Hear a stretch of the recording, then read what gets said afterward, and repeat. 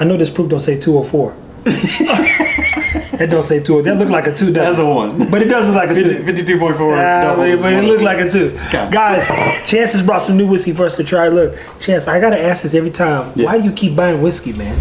Because I keep trying to find something else I like. But you know what you like. Yeah, but like that's the cool thing. I want to try something I've never tried before that I like, right? You know, I would give them a hard time, but if in the last video we just did the law people. Laws. Well, we got a thing going here. Laws, conviction. Man, look, ain't nobody going to jail though. So I've never broken the law of duck hunting. Maybe. I had a guy give me 2 bags of ducks. I said, I know this is illegal, but my dogs will make it all disappear. Yeah. Now the Laws people, they had some Serrano-based rye that was, I would say, ridiculous. Yeah, it's Serrano flavored. And it's not flavored; it just tastes Serrano-ish. Yeah, had a flavor note. And I was like, yo, what is that? It was good. It's good. It's just good. I was like, damn, that feels familiar. Yeah. Now, you've never had this brand before? No, and I truly fell for like marketing on this, right? Because you're a duck man. Because we drink whiskey in the duck blind, and it's got the shotgun shell on the top. And now, is it safe to be drinking whiskey when you're ducking? I've never had a problem. Duck goose.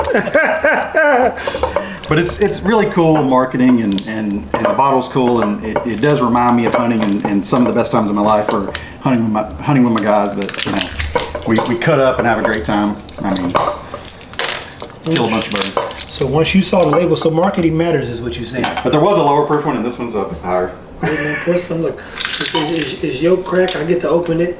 I want to hear your feedback. And I looked it up. They definitely source. It's kind of hard to follow that trail. Now, slow down real quick. If someone sources, does that emphatically mean that they are an NDP? They can do both. Okay. Some places distill their bourbon and source their rye. You know. Okay. So it's never one way or the other. It's just they have to have both licenses to do that. Basically. So production, manufacturing. Yeah. They manufacture here, produce somewhere else type thing. Okay, yeah. You just got to be careful the wording on a bottle. You know, just because it says produced or made by or something like that doesn't really mean they distill it. So they like to hide that kind of stuff. I don't know why. It actually smells familiar. It smells like MGP, man. A little bit. Like the 22. Mm-hmm. 21, sorry. I'm sure you were wondering if they knew what they were talking about. Just saying. You know, I would tell you, I'm around Chance quite a bit. I do a lot of cooking, and Tim just told me quick, like I don't know shit. He said, you cook with your nose, Trevor. You can smell things. Clearly the flavors always come together. I mean, I think that's a $55 bottle, and I'm not mad at that at all. I get to where he's going. Yeah. It's got flavor. And this is not double oak, right? No. It's got that oaky note on it, doesn't it? A blend of straight whiskey, high brass, because they said it's high proof. It's 110. It's not high proof. That high proof does, buddy. I got a couple bottles in there to send you home. Send you on your way. That's not bad. Yeah. Well, it's got it now. That tastes like it came straight out of a barrel, man. Yeah, that's the sweetness, vanilla, caramel, toffee kind of thing that we're used to. 21 rye. I mean. Yeah. Again, familiar, man. Yeah, I mean. My guys, like when I give them blendery stuff and then oh, that's so hot, you know, because they're not used to drinking that kind of stuff. But they would love that because that's so sweet at that proof. That is got some sugar notes. It's like a Quick Trip sweet tea. Yeah. Oh, okay. You can taste the Quick Trip sweet tea note on that thing with just enough of Zenti back. Mm-hmm.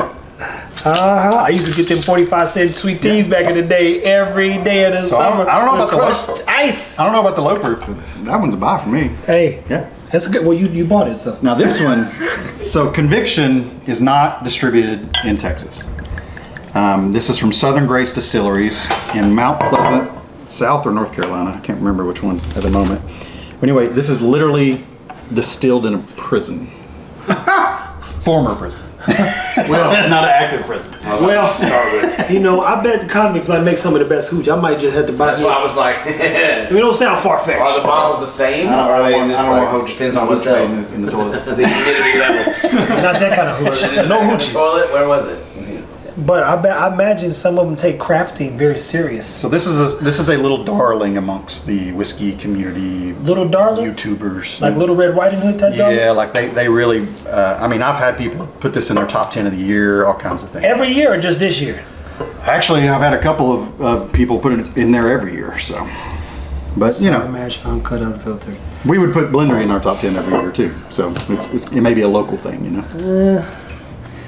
I feel like the blendery it's like a non-compete. It's like if everybody says a blender, you're probably saying the right thing.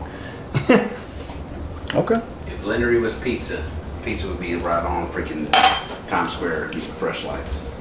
Now you have to love oak to like that.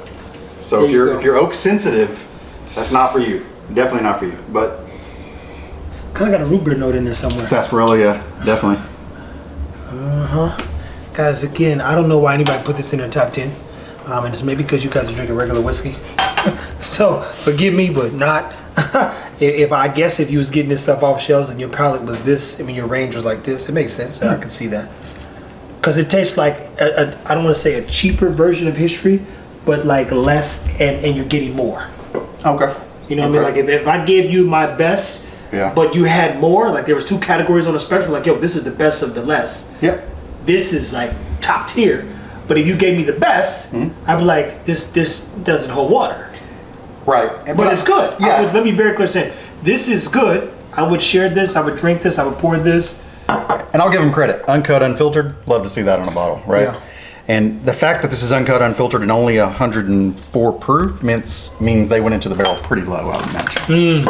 Unless they're just surrounded by water or some kind of thing unique to their distillery. But I would think that entry proof would be somewhere around 100. Food for thought, guys. Well, that has. I mean, what do you guys think? You guys get to try this one? That one. You still drinking that bird? Yeah. Still drinking that duck.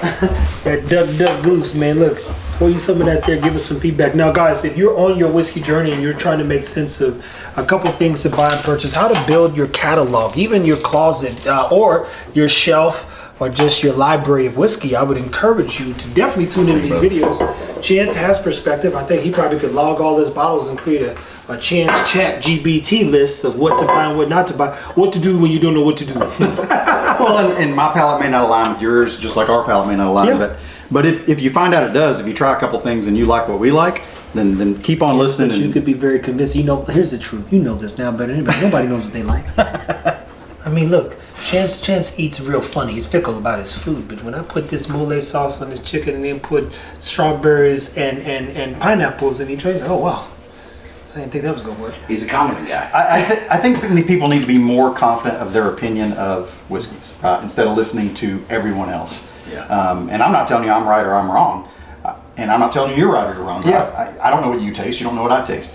But if our palates align, if I like this, you're gonna like this, right? But here's the challenge too. Then this is the only thing that where I think the flavors get rangy, if you would, is only during rise.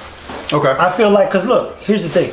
A pickle's gonna always sit like a pickle. Yeah. Even if you add the Kool-Aid note to it, it's still a goddamn pickle. so you get that That's a good pickle, by the way. That's my point. It's a good pickle. So when you say, we know for a fact that a bourbon's a bourbon, and that's corn. So there's things that we're familiar with all the time, and then there's this rye thing that happens where it's like, so that I feel is the only time where maybe it could be challenging or confusing to say this tastes like this to me.